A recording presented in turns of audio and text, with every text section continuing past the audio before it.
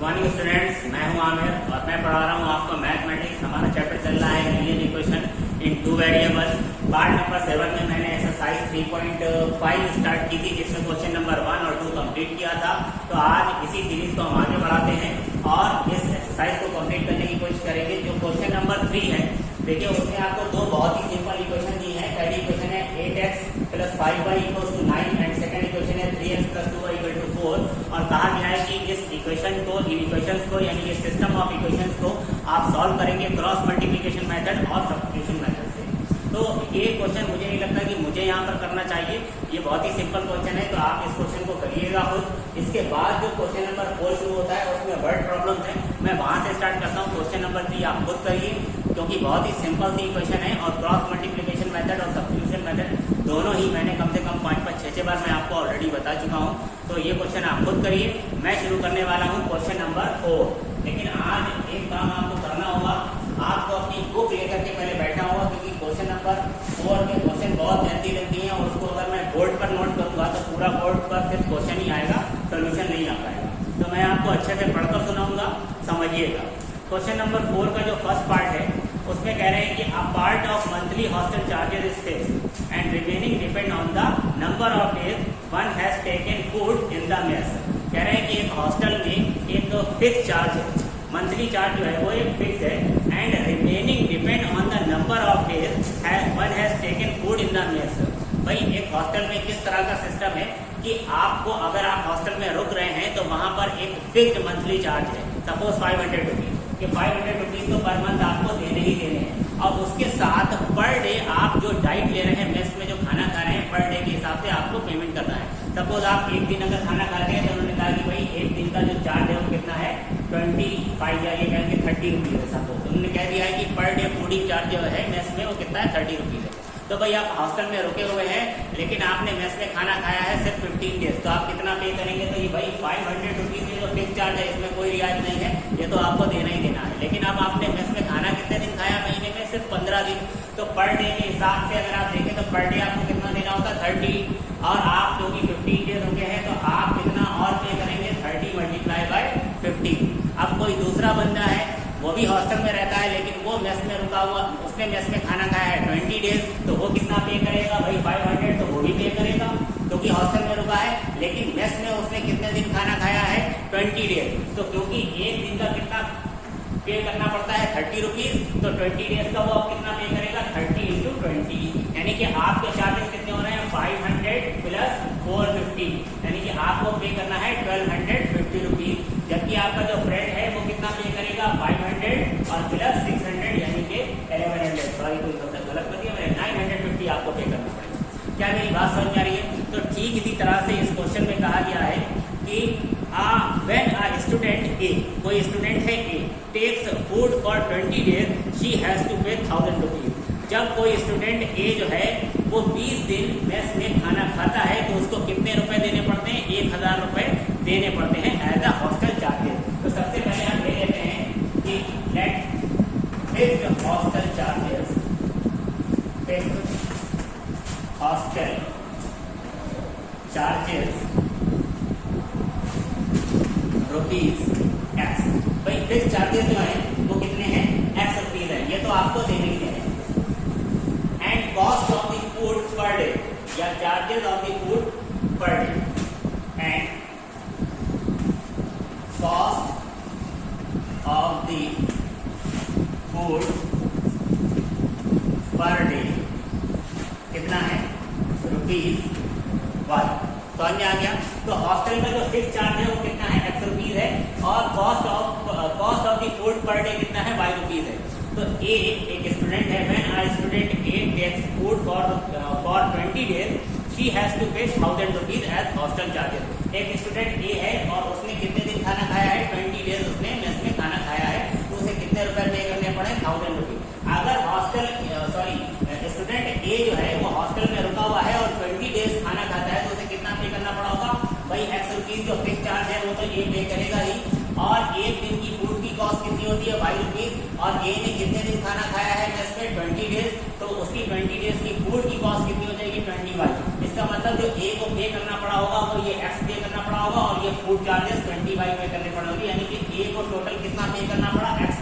25 और क्वेश्चन में बताया गया है कि ए को टोटल कितना पे करना पड़ा है 1000 रुपीज। इट मीन ये 1000 रुपीज के इक्वल होगा।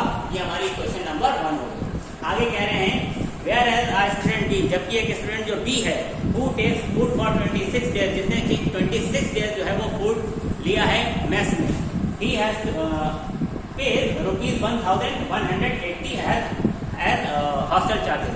बी जिसने मेस में 26 डेज खाना खाया है उसे कितने रुपए पे करने पड़े हैं 1180 रुपीज। ठीक है, तो भाई बी जो है वो अगर 26 डेज खाना खा रहा है तो बी को कितना पे करना पड़ेगा, ये फिक्स चार्ज तो बी को भी पे करना पड़ेगा, यानी कि x रुपीज तो बी ने भी पे किए होंगे। और उसके साथ साथ क्योंकि उसने 26 डेज खाना खाया है तो एक दिन का जो उसका फूडिंग चार्ज है वो कितना है 22 रुपीज। तो 26 डेज का कितना हो जाएगा 26/, यानी कि बी को टोटल कितना पे करना पड़ेगा x प्लस 26/। और क्वेश्चन में हमको ये बताया गया है कि उसने कितना पे किया है 1180। This is equation number 2। Question number 4 में एक अच्छी बात यह है कि उन्होंने ये कहा है कि form the pair of linear equation in the following problem and find their solution by any algebraic method, यानी यहाँ पर आप किसी भी अलजेब्रिक मेथड का यूज करके आप इसको सॉल्व करें। उन्होंने ये नहीं कहा कि आप इसे सब्स्टिट्यूशन से सॉल्व करें, एलिमिनेशन से सॉल्व करें या क्रॉस मल्टीप्लिकेशन से सॉल्व करें। तो भाई यहाँ पर सबसे अच्छा मेथड रहेगा एलिमिनेशन मेथड, क्योंकि यहाँ पर x और x इक्वल है, मुझे कुछ भी नहीं करना है, सिर्फ इक्वेशन नंबर 1 में से 2 को सब्ट्रैक्ट कर देना है। और सब्ट्रैक्ट करने के लिए हम क्या करते हैं, सिर्फ साइन चेंज कर देते हैं। यहाँ पर प्लस है तो माइनस कर देंगे, ये प्लस है माइनस कर देंगे, ये प्लस है माइनस कर देंगे, इससे x और x कैंसिल हो जाएगा। ये है 20y, ये है माइनस के 26y, मींस मेरे पास आ जाएगा -6y इज इक्वल 1000 में से 1180 माइनस करेंगे, ये माइनस का 180 आ जाएगा, माइनस से माइनस कैंसिल, 6 से इसको कैंसिल किया, ये आ गया 30, यानी कि y की वैल्यू आ गई है 30। अब y की वैल्यू 30 आने का मतलब y क्या था, cost of the food per day, एक दिन के खाने का चार्जेस में से कितना था 30 रुपीज। y की वैल्यू किसी भी इक्वेशन में पुट कर दीजिए, सपोज मैं 1 में पुट कर रहा हूँ, किसमें पुट कर रहा हूँ, पुट इन इक्वेशन 1। अगर मैं 1 में पुट करूंगा y की वैल्यू, तो इक्वेशन नंबर 1 है क्या x प्लस 20y, तो 20y y की वैल्यू कितनी है 30, और ये किसके इक्वल है 1000 के इक्वल है, 1000 20 इंटू 30 कितना हो गया 600 को राइट में लेंगे माइनस हो जाएगा, तो 1000 माइनस 600 x की वैल्यू कितनी आ गई 400 रुपीज। ठीक है भाई, तो फिक्स्ड हॉस्टल चार्जेस जो है वो कितने हैं 400 रुपीज, और cost of the food per day जो है वो कितना है 30 रुपीज। उम्मीद है कि ये क्वेश्चन आपको समझ में आया होगा, बहुत ही अच्छा इंपॉर्टेंट इजी क्वेश्चन है। अब देखते हैं हम इसका अगला पार्ट, यानी क्वेश्चन नंबर 4 का पार्ट नंबर 2। जो सेकंड पार्ट है उसमें कह रहे हैं fraction becomes 1/3 when 1 is subtracted from the numerator and it becomes 1/4 when 8 is added to its denominator. Find the fraction। भाई ये फ्रैक्शन वाले क्वेश्चन मुझे बहुत पसंद है, क्योंकि ये बहुत आसान होते हैं, बहुत मजा आता है लगाने में। सबसे पहले तो फ्रैक्शन की बात हो रही है तो मैं फ्रैक्शन ही ले लेता। Let the fraction be x upon y। Fraction मैंने क्या ले लिया x/1। अब इसमें x क्या है न्यूमरेटर और y क्या है डिनोमिनेटर। तो कह रहे हैं कि फ्रैक्शन बिकम्स 1/3, फ्रैक्शन जो है वो 1/3 हो जाता है when 1 is subtracted from the numerator, जब इसके न्यूमरेटर में से क्या किया जाता है 1 सब्ट्रैक्ट किया जाता है। भाई न्यूमरेटर क्या है इसका x, अगर न्यूमरेटर में से मैं 1 सब्ट्रैक्ट कर दूं तो ये फ्रैक्शन क्या हो जाता है 1/3 हो जाता है, मींस ये 1/3 के इक्वल हो जाता है। ठीक है, इसे मैं क्रॉस मल्टीप्लाई करूंगा तो मेरे पास एक इक्वेशन आ जाएगी। क्रॉस मल्टीप्लाई के लिए कितना हो जाएगा ये 3x minus 3 is equal to y into 1 y, इसको लेफ्ट में लाइए 3 को राइट में ले जाइए, तो कितना हो जाएगा 3x minus y is equal to, this is equation number 2।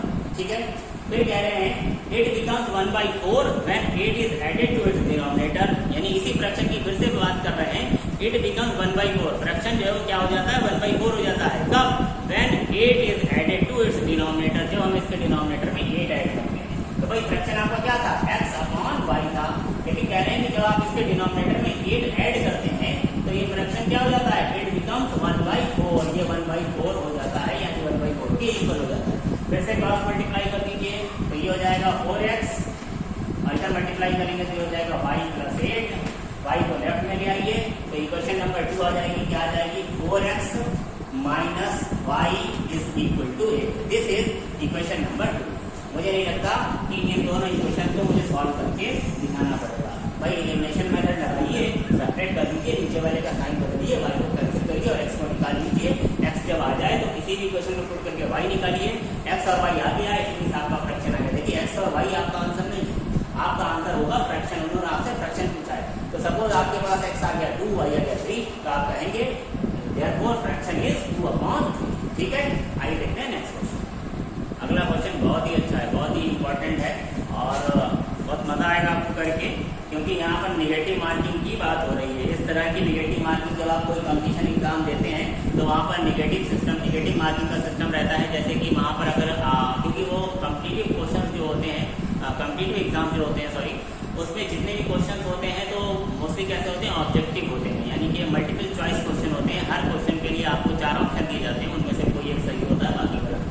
तो अगर आप क्वेश्चन सही कर रहे हैं, यानी कि सही अटेम्प्ट किया है आपने, तो आपको सही क्वेश्चन के कुछ मार्क्स दिए जाते हैं। लेकिन अगर आप क्वेश्चन गलत करते हैं तो आपके कुछ मार्क्स डिडक्ट भी किए जाते हैं। फॉर एग्जाम्पल, आप किसी एग्जाम को दे रहे हैं और वहाँ पर आपको बताया गया कि अगर आपने क्वेश्चन सही किया है तो आपको 2 मार्क्स अवॉर्ड किए जाएंगे, यानी कि 2 मार्क्स आपको दिए जाएंगे। लेकिन अगर आप क्वेश्चन को गलत अटेम्प्ट कर देते हैं, आप कोई तुक्का लगा देते हैं, यानी कि गलत आपने टिक कर दिया, आपका आंसर गलत पाया गया, तो फिर क्या करा जाएगा, एज ए पेनल्टी आपके कुछ मार्क्स डिडक्ट किए जाएंगे। अब वो कितने भी हो सकते हैं, सबका अपना अपना स्टैंडर्ड होता है। सपोज वो कहें कि आपके हर रॉन्ग आंसर के लिए आपका 1 मार्क्स जो है वो डिडक्ट कर दिया जाएगा। तो भाई अगर मान लीजिए आपने 10 क्वेश्चन थे फुल पेपर में, आपने क्या किया, 5 जो है वो करेक्ट किए हैं, ये वाले जो है आपके करेक्ट हैं, और 5 क्वेश्चन जो है आपने रॉन्ग कर दिए, 5 में आपने तुक्के हैं। तो क्योंकि आपके 5 क्वेश्चन जो है वो सही हुए और हर क्वेश्चन में, हर सही क्वेश्चन के लिए आपको कितने मार्क्स दिए जा रहे हैं, 2 मार्क्स दिए जा रहे हैं। तो इसका मतलब इससे आपको 10 मार्क्स मिलेंगे। लेकिन हर गलत क्वेश्चन का 1 मार्क्स डिडक्ट किया गया, तो 5 क्वेश्चन के कितने मार्क्स डिडक्ट हो जाएंगे, 5 मार्क्स। हर गलत क्वेश्चन का 1 मार्क्स डिडक्ट होगा, तो 5 क्वेश्चन के कितने मार्क्स डिडक्ट हो गए, 5। तो आपको 10 मार्क्स दिए गए और 5 इसमें से डिडक्ट किए गए, यानी कि इन मार्क्स में से ये 5 मार्क्स आपके डिडक्ट कर दिए जाएंगे। तो कुल मिलाकर के आपके नंबर आएंगे कितने, सिर्फ 5। आई बात समझ में? तो ऐसा ही ठीक है क्वेश्चन है, यश है कोई बेचारा जो किसी कॉम्पिटिटिव एग्जाम में बैठा हुआ है, कह रहे हैं Yash scored 40 marks in a test, getting 3 marks for each correct answer and losing 1 marks for each wrong answer, है ना।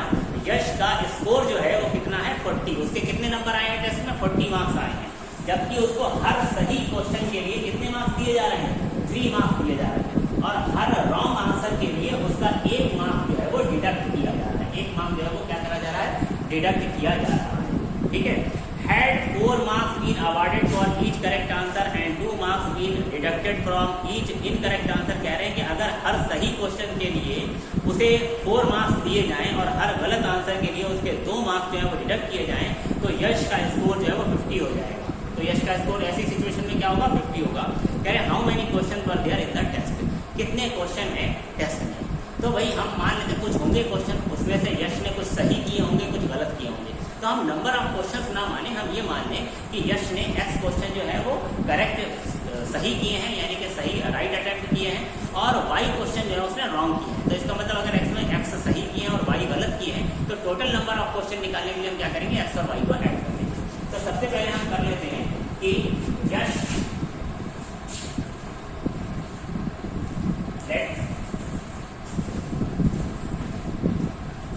x number of questions, x number of questions are correct and y number of questions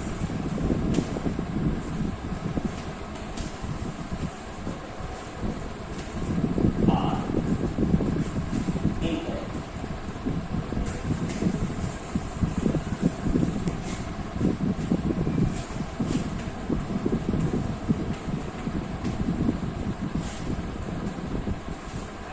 x question उसके सही है और Y जो उसने attempt किया है वो उसके इनकरेक्ट है, यानी कि रॉन्ग आंसर। ठीक, तो पहले कह रहे हैं कि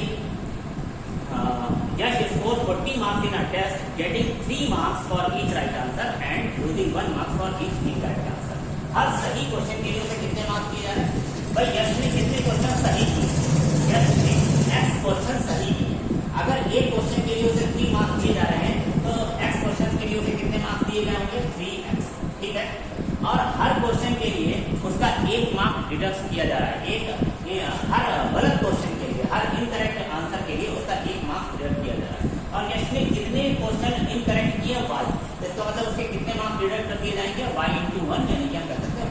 तो ये रहा यश का स्कोर और हमको बताया गया यश को कितना स्कोर आया इस इक्वेशन में 40। तो ये इसका मतलब कितने इक्वल होगा 40 के इक्वल होगा। This is equation number. फिर से अगर वो कह रहा है कि यश को हर सही क्वेश्चन के लिए हर सही आंसर के लिए 4 मार्क्स अवार्ड किए तो भाई यश ने टोटल कितने सही क्वेश्चन किए, x क्वेश्चन सही किए, करेक्ट किए और एक सही क्वेश्चन के लिए अगर उसे 4 मार्क्स लिए जाएंगे तो x सही क्वेश्चन के लिए x करेक्ट क्वेश्चन के लिए उसको कितने मार्क्स मिलेंगे 4x। और कह रहे हैं कि अब अगर उसके हर रॉन्ग आंसर के लिए 2 नंबर जो है वो डिडक्ट किए जाए तो टोटल कितने रॉन्ग आंसर हैं उसके y।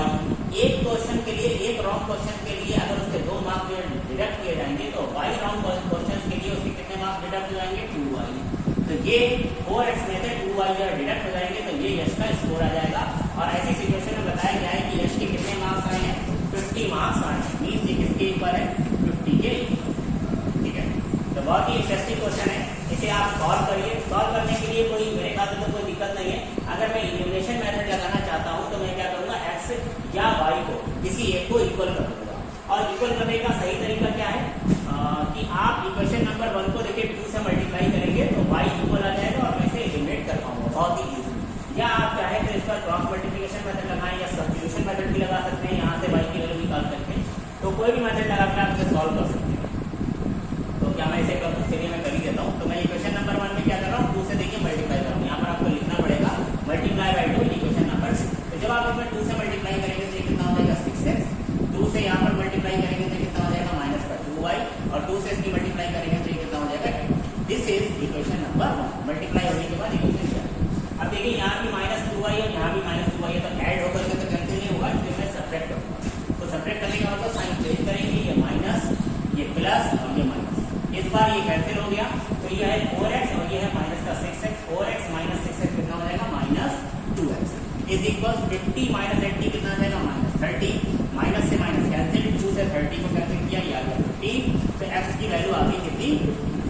अगर ये x की वैल्यू मैं इक्वेशन नंबर 1 में रखूं तो मेरे पास y की वैल्यू आ जानी चाहिए। तो रखिए कितना है 3x।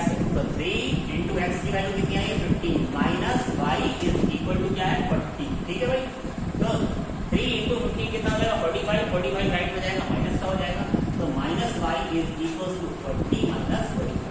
40 minus 45 means -5। तो minus y equal to -5 minus से माइनस कैंसिल, y की वैल्यू कितनी आ गई है 5।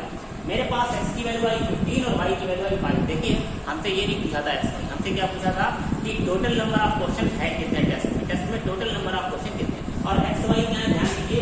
x राइट आंसर थे यश के और y जो थे वो रॉन्ग आंसर थे यश के। तो टोटल नंबर ऑफ क्वेश्चंस निकालने के लिए क्या करना होगा x और y को ऐड करना होगा। तो यहाँ पर हम लिखेंगे therefore total number of questions, total number of questions is equal to x plus 1। x कितना है 15, y कितना है 5। Means total number of question test में कितने थे 20। यही हमारा आंसर। आइए देखते हैं नेक्स्ट। जो नेक्स्ट क्वेश्चन है उसको करने से पहले मैं आपको कंपैरेटिव स्पीड बताना चाहता हूँ। कंपैरेटिव स्पीड का या रिलेटिव स्पीड का क्या मतलब होता है, क्योंकि नेक्स्ट क्वेश्चन में मैं उसी का यूज करूँगा। तो रिलेटिव स्पीड से मतलब ये है कि सपोज मैं इस डायरेक्शन में जा रहा हूँ या मैं कहूँ कि कोई ए है, कोई पर्सन ए है जो इस डायरेक्शन में जा रहा है सपोज 50 किलोमीटर पर आवर की स्पीड से, 50 किलोमीटर पर आवर की स्पीड। और कोई दूसरा पर्सन बी है जो पीछे से आ रहा है 70 किलोमीटर पर आवर की स्पीड से, 70 किलोमीटर पर आवर की स्पीड। तो क्योंकि इसकी स्पीड जो है वो 50 किलोमीटर पर आवर है और इसकी स्पीड जो है वो 70 किलोमीटर पर आवर है, तो जाहिर है कि कभी ना कभी बी जो है वो ए को क्रॉस करके आगे निकलेगा। क्योंकि इसकी स्पीड ज़्यादा है तो ये लगातार ए के करीब करीब करीब और करीब जाएगा और फिर इसको क्या करेगा पास आउट।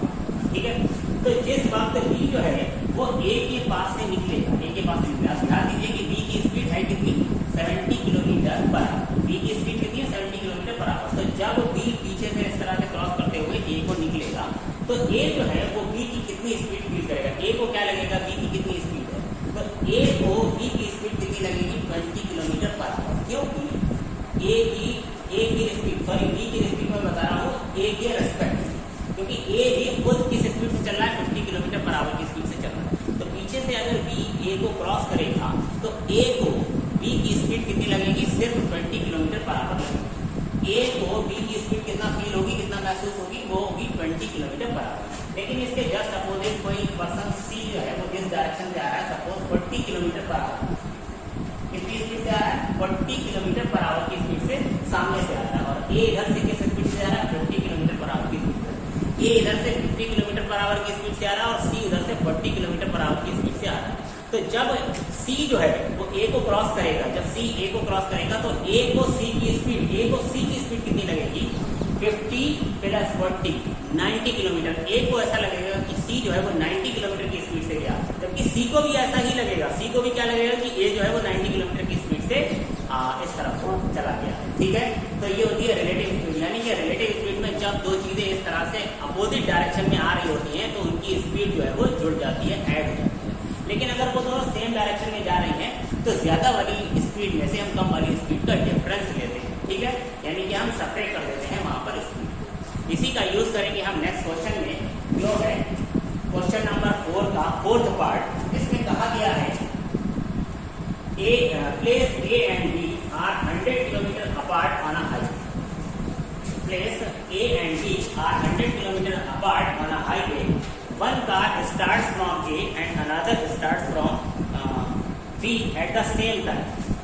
दो पॉइंट हैं कोई A और B हाईवे पर और इनके बीच की डिस्टेंस हमें दी गई है 100 किलोमीटर अपार्ट, 100 किलोमीटर। ये कोई प्लेस A है और ये कोई प्लेस B है, और कह रहे हैं one car start from A and another from B at the same time. एक कार यहाँ A से चलना स्टार्ट करती है और दूसरी कार यहाँ B से चलना स्टार्ट करती है एट द सेम टाइम, एक साथ चलना शुरू करती है।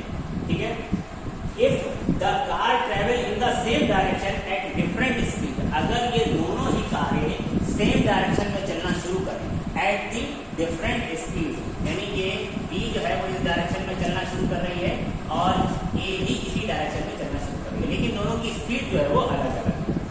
दे मीट इन 5 आवर्स, वे 5 घंटे में मिलती है, तो 5 घंटे में मिलती है। तो अगर B इस तरफ को जा रहा है और A भी इसी तरफ को, क्योंकि हमने कहा कि दोनों ट्रैवल करेंगे किस डायरेक्शन में, सेम डायरेक्शन, लेकिन उनकी स्पीड जो है वो अलग अलग है।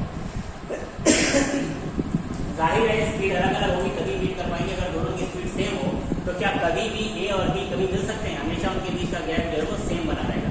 ये भी 10 किलोमीटर पर आवर की स्पीड से चलना शुरू करे और ये भी 10 किलोमीटर पर आवर की स्पीड से चलना शुरू करे, तो इनके बीच का गैप तो हमेशा सेम बना रहेगा। कभी भी ये पीछे वाली कार आगे वाली कार को कभी भी पकड़ नहीं पाएगी। ठीक है, और अगर ये इसको पकड़ रही है तो इसका सिर्फ एक ही मतलब हो सकता है कि A की स्पीड जो है वो B की स्पीड से ज्यादा होनी चाहिए। तो सबसे पहले हम क्या करते हैं, A और B की स्पीड ले लेते हैं। Let speed of car A, speed of car A is x kilometre per hour and speed of car B is equal y kilometre per hour. ठीक है, A की स्पीड कितनी है, x किलोमीटर पर आवर, इसकी speed कितनी है, x kilometre per hour, और B की स्पीड कितनी है, y किलोमीटर पर आवर। ठीक है भाई, दोनों सेम डायरेक्शन में चलती हैं। कह रहे हैं कि जब दोनों सेम डायरेक्शन में चलती हैं, दे मीट इन 5 आवर्स। यही कहा था ना, यस, जब दोनों सेम डायरेक्शन में चलती हैं तो 5 आवर्स में मीट करती हैं। देखिए, अगर दोनों सेम डायरेक्शन में चल रही है तो ये तो क्लियर है कि A की स्पीड B से ज्यादा है, तभी वो 5 घंटे बाद जाकर के उसको मीट कर रही है, मिल रही है B।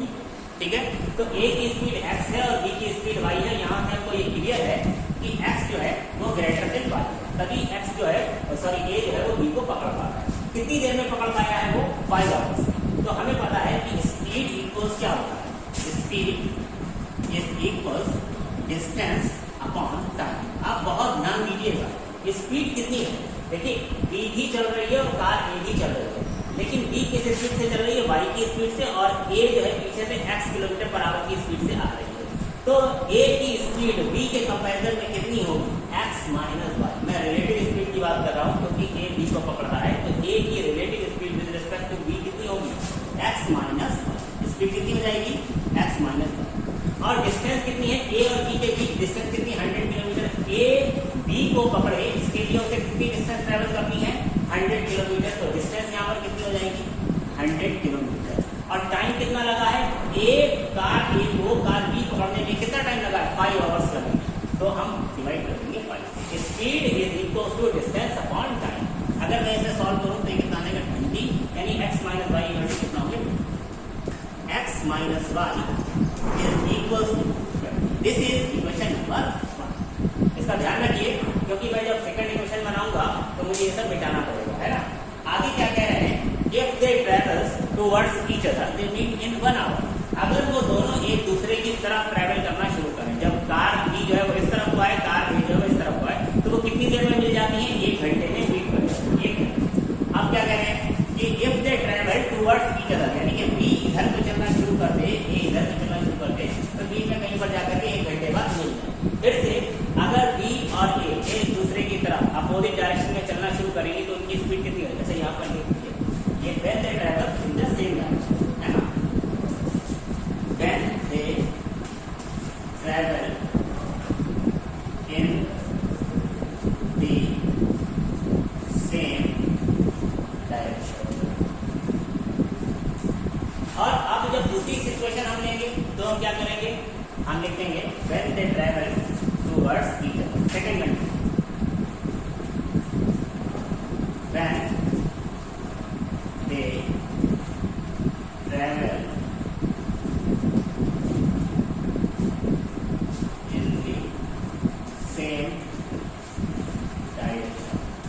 जब वो सेम डायरेक्शन में चलेगी तो क्या होगा, फिर से हम फार्मूला वही लगाएंगे, speed equal to distance upon time. Speed is equal distance upon time. लेकिन जब वो दोनों एक दूसरे की तरफ चलेंगी तो स्पीड उनकी जो है वो कितनी होगी।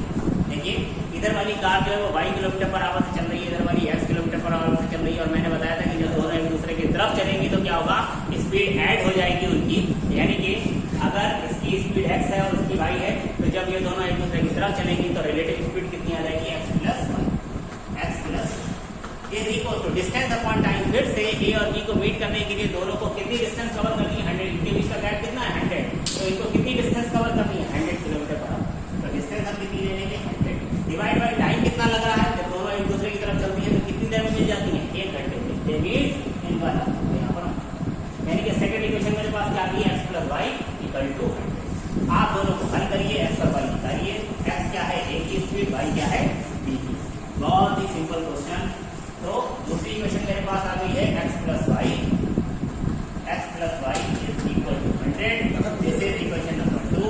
इक्वेशन नंबर 1 क्या है, x minus y is equal to 20। This is equation number 1। दोनों को ऐड किया, y से y कैंसिल, x और x कितना होगा, 2x इज इक्वल टू 120। 2 से इसको कैंसिल किया, या 60, क्योंकि ये स्पीड है, mean 60 kilometre per hour. x की वैल्यू 60 जो है वो इक्वेशन नंबर 1 में रखिए, तो ये हो जाएगा 60 plus y is equal to 100। 60 को राइट में ले जाएंगे तो y की वैल्यू आएगी 100 माइनस 60, यानी कि 40 kilometre per hour.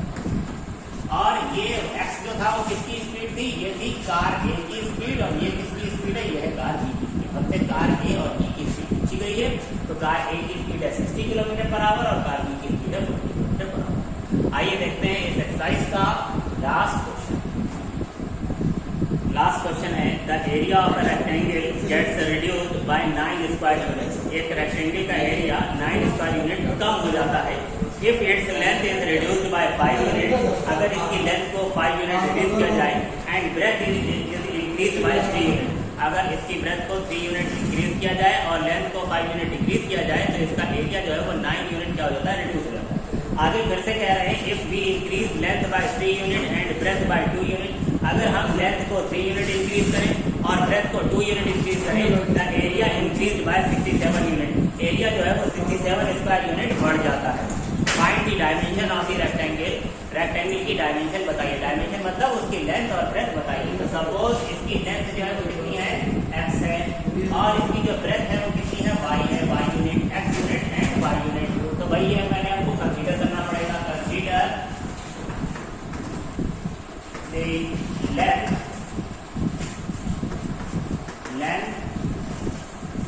And breadth